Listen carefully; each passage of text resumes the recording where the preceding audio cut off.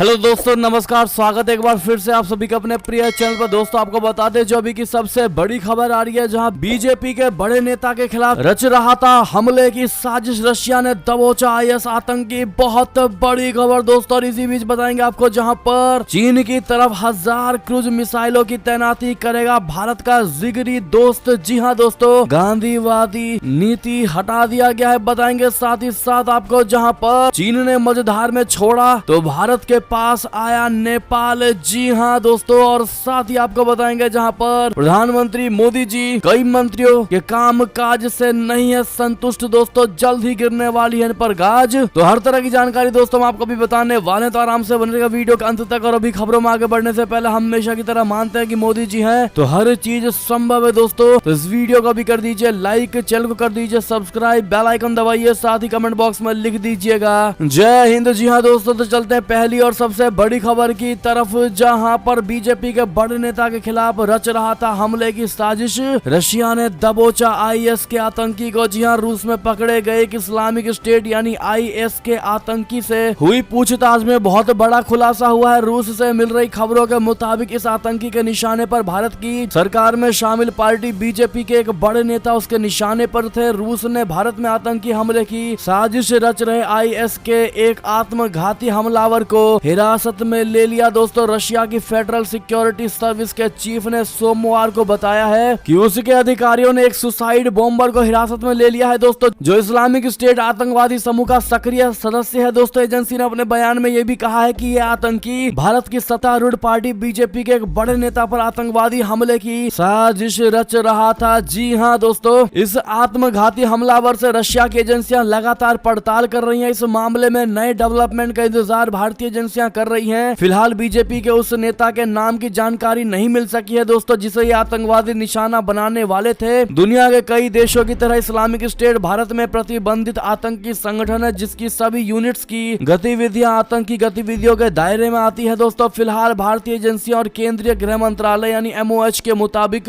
आतंकी संगठन आईएस अपनी विचारधारा को प्रसारित करने के लिए इंटरनेट आधारित सोशल मीडिया प्लेटफॉर्म का इस्तेमाल कर रहा है दोस्तों। और इस संबंध में भारतीय एजेंसियां साइबर स्पेस पर कड़ी नजर रखी जा रही है और कानून के दायरे में लगातार कार्रवाई की जा रही है। ऐसे में दोस्तों क्या लगता है आपको, किस बीजेपी के नेता के खिलाफ दोस्तों ये आतंकी साजिश रच रहा होगा? जो भी आपको लगता है बताइएगा जरूर दोस्तों। इसके साथ क्या कार्रवाई करनी चाहिए दोस्तों कमेंट में बताना मत भूलिएगा। अगली खबर की बात करें, जहां पर चीन की तरफ 1000 क्रूज मिसाइलों की तैनाती करेगा भारत का जिगरी दोस्त जापान। गांधीवादी नीति हटाया, बता दें चीन की तरफ से लगातार मिल रही धमकियों के बाद जापान चीन की तरफ मुंह करके 1000 क्रूज मिसाइलों की तैनाती करना चाहता है। जापानी अखबार योमीउरी शिंबुन ने 21 अगस्त की रिपोर्ट में कहा है कि जापान चीन के खिलाफ अपनी जवाबी कार्रवाई क्षमताओं में सुधार के लिए लंबी दूरी की 1000 क्रूज मिसाइलों की तैनाती पर विचार कर रहा है। रिपोर्ट में कहा गया है कि इन मिसाइलों को Japan ground self defence force यानी JGSDF टाइप 12 सब सोनिक एंटी शिप मिसाइलों को संशोधित किया जाएगा, जिससे उन मिसाइलों की क्षमता 100 से 1000 किलोमीटर तक बढ़ जाएगी। दोस्तों अगली खबर की बात करें, जहां पर चीन ने मझधार में छोड़ा तो भारत के पास आया नेपाल। जी हां दोस्तों, चीन से जब नेपाल को 2 बड़े पावर प्रोजेक्ट्स में झटका मिला तो अब नेपाल ने उन प्रोजेक्ट्स को लेकर भारत के साथ डील पक्की कर ली है। दोस्तों दरअसल नेपाल के पश्चिमी क्षेत्र में बन रहे 2 पावर प्रोजेक्ट्स को पहले चीनी कंपनियां बना रही थी, लेकिन बाद में किसी वजह से चीन की कंपनियों ने इससे अपने हाथ पीछे खींच लिए हैं दोस्तों, जिसके बाद अब दोनों प्रोजेक्ट्स को लेकर नेपाल और भारत के बीच बात आगे बढ़ गई है। दोस्तों नेपाल के इन दोनों हाइड्रो प्रोजेक्ट्स को बनाने के लिए भारत की सरकारी company national hydro power corporation limited बोले तो NHPC और नेशनल इन्वेस्टमेंट बोर्ड ने एग्रीमेंट साइन कर लिया है। दोस्तों नेपाल के प्रधानमंत्री शेर बहादुर देवा के पड़ोसी देश भारत के साथ पावर सेक्टर में पार्टनरशिप को बढ़ाने के फैसले के बाद ये एग्रीमेंट साइन किया गया है। दोस्तों नेपाल इन्वेस्टमेंट बोर्ड के चीफ सुशील भट्टा ने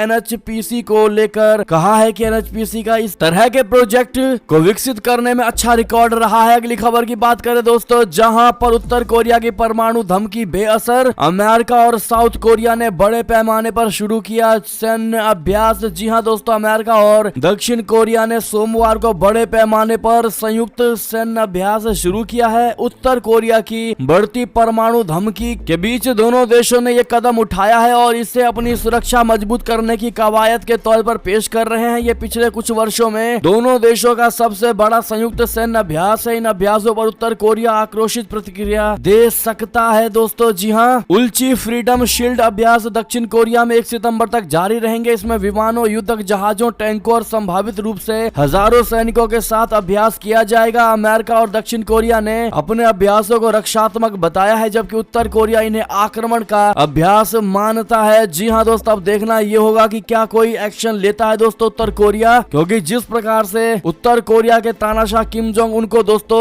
लोग साइको कहते हैं और वो कभी भी किसी भी प्रकार का हमला कर सकता है दोस्तों। ऐसे में देखना ये होगा कि किम जोंग उन दोस्तों कोई हमला करते हैं या नहीं। अगली खबर की बात करें, जहां पर आर्थिक तंगी से जूझ रहे श्रीलंका के किसानों को भारत का तोहफा 21,000 टन से ज्यादा उर्वरक भेजा। जी हां दोस्तों, भारत ने सोमवार को संकट ग्रस्त पड़ोसी देश श्रीलंका को 21,000 टन उर्वरक सौंपा है दोस्तों। श्रीलंकाई राजधानी कोलंबो स्थित भारतीय उच्चायोग ने ट्वीट करके ये जानकारी दी। इसने कहा, दोस्ती और सहयोग की सुगंध को बढ़ाते हुए उच्चायुक्त यानी गोपाल बागले ने भारत के विशेष समर्थन के तहत औपचारिक रूप से श्रीलंका के लोगों को 21,000 टन उर्वरक की आपूर्ति की है दोस्तों। आर्थिक तंगी से जूझ रहे श्रीलंका के लिए भारत एक विशेष सहायता कार्यक्रम के तहत मदद पहुंचा रहा है दोस्तों। भारत के इस ताजा कदम से पड़ोसी देश यानी कि श्रीलंका के किसानों को मदद मिलेगी और दोनों देशों के बीच द्विपक्षीय संबंध मजबूत होंगे। हाल के महीनों में संकटग्रस्त श्रीलंका को भारत द्वारा दी गई इस तरह की यह दूसरी सहायता है। इससे पहले पिछले महीने 44,000 टन की आपूर्ति की गई थी दोस्तों। ये आपूर्ति 2022 में भारत द्वारा कुल 4 अरब डॉलर की सहायता के तहत की गई थी। जी हां, श्रीलंका अभूतपूर्व आर्थिक संकट से जूझ रहा है, जिसके कारण वहां ईंधन और अन्य आवश्यक वस्तुओं की भारी कमी हो गई है। जी हां दोस्तों, ऐसे में जिस प्रकार से दोस्तों श्रीलंका ने भारत की बात नहीं मानी दोस्तों और चाइना के उस पोत को अपने हम्बन टोटा पोर्ट पर आने की अनुमति दे दी दोस्तों, जिसको लेकर भारत ने आपत्ति जताई थी दोस्तों। ऐसे में आपकी क्या राय होगी? क्या श्रीलंका की इसके बावजूद भी मदद करना भारत का दोस्तों कितने हद तक सही है? कमेंट में लिखकर जरूर बताइएगा। और यही दोस्तों भारत की खूबियां हैं, जो दूसरों में सिर्फ और सिर्फ खूबियां ढूंढता है दोस्तों। उनकी नकारात्मक चीजों को भारत हमेशा दूर रखता है। ऐसे में हमारा पड़ोसी दोस्तों हमारे लिए क्यों सही नहीं सोचता? बताइएगा जरूर आप लोग। बढ़ते हैं अगली और बड़ी खबर की तरफ, जहां पर चीन के साथ जंग जैसे हालात, ताइवान ने बनाई अपनी पनडुब्बी, दक्षिण चीन सागर में करेगी ड्रैगन का शिकार। जी हां, चीन के साथ जारी तनाव के बीच ही ताइवान ने अपनी पहली पनडुब्बी की झलक दुनिया को दिखा दी है। ताइवान के पास पनडुब्बियों का बहुत छोटा बेड़ा है, लेकिन ये चीन को जवाब देने की ताकत रखता है दोस्तों। ताइवान की ये पनडुब्बी पूरी तरह से देश में बनी हुई है और सितंबर में से लॉन्च कर दिया जाएगा दोस्तों। ताइवान के बेड़े में ये एक लौती स्वदेशी पनडुब्बी है, लेकिन विशेषज्ञों का कहना है कि ये उन लक्ष्यों में से एक लक्ष्य जिसे ताइवान हमेशा से हासिल करना चाहता था। जी हां दोस्तों, ये पनडुब्बियां ताइवान स्ट्रेट के गहरे पानी में लगातार गश्त लगा रही हैं। समुद्र के अंदर होने का पता किसी को भी नहीं चलता है, क्योंकि ये समुद्र से आने वाले साउंड को कवर के तौर पर प्रयोग कर लेती है दोस्तों। ऐसे में ये उन चीनी सैन्य जहाजों के लिए खतरा बन सकती है जो ट्रांसपोर्ट के तौर पर प्रयोग हो रही है। अगली खबर की बात करें दोस्तों, जहां पर इमरान खान को गिरफ्तारी से मिली राहत, अदालत ने 3 दिनों की ट्रांजिट जमानत दे दी। जी हां, पाकिस्तान के पूर्व प्रधानमंत्री